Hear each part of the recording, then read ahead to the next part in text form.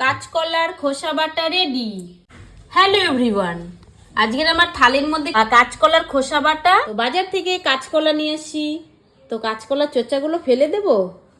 তো ফেলে দেবো কেন? কাঁচকলা যেমন খেতে শরীরের জন্য খুব সুস্থকর একটা খাবার, চোচাটাও খুব ভালো। তো এটা দিয়ে আজকে একটা আমি বাটার রেসিপি করব। তো তার জন্য নিয়ে নিয়েছি একটা কাঁচকলা যেটুকু চোচা হয়, নিয়েছি কালো জিরে, রসুন, দুটো কাঁচা লঙ্কা নিয়েছি, 2-3টে শুকনো লঙ্কা। এই দিয়ে আজকে একটু বাটা করব। তো তোমরা সবাই দেখতে থাকো কিভাবে করি। জলটা ফুটে এসেছে, তার মধ্যে কাঁচকলার চোচাগুলো সেদ্ধ দিয়ে দেব।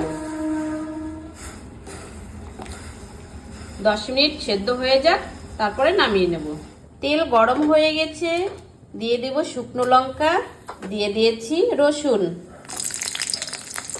দিয়ে দিয়েছি কাঁচা লঙ্কা, আর দিয়ে দেব কালো জিরে।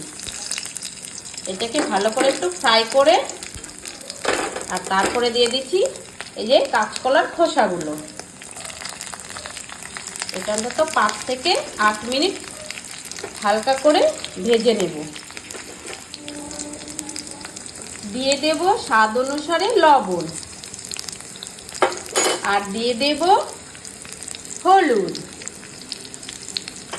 এটাকে ভালো করে একটু ফ্রাই করে নেব।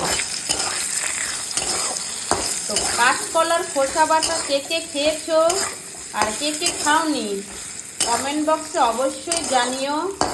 তো আজকে আমি প্রথম এটা করছি, জানি না কেমন হবে খেতে। কাঁচকলাও তো খুবই ভালো একটা খাবার শরীরের জন্য, খোসাটাও ফেলানো যাচ্ছে না, তাই না বন্ধুরা? তো খোসাটাকেও বেটে খেয়ে নেওয়াচ্ছে। কলার খোসাগুলো ফ্রাই করা হয়ে গেছে। এটা এখন আমি মিক্সিতে গ্রাইন্ড করে নেব। মিক্সির মধ্যে দিয়ে দিচ্ছি।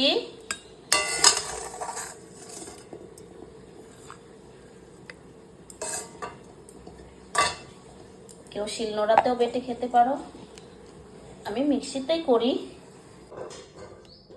কাঁচকলার খোসা বাটা রেডি। তো আমার রেসিপিটা যদি ভালো লেগে থাকে লাইক, কমেন্ট, শেয়ার অবশ্যই করবে। ভিডিওটি দেখার জন্য ধন্যবাদ।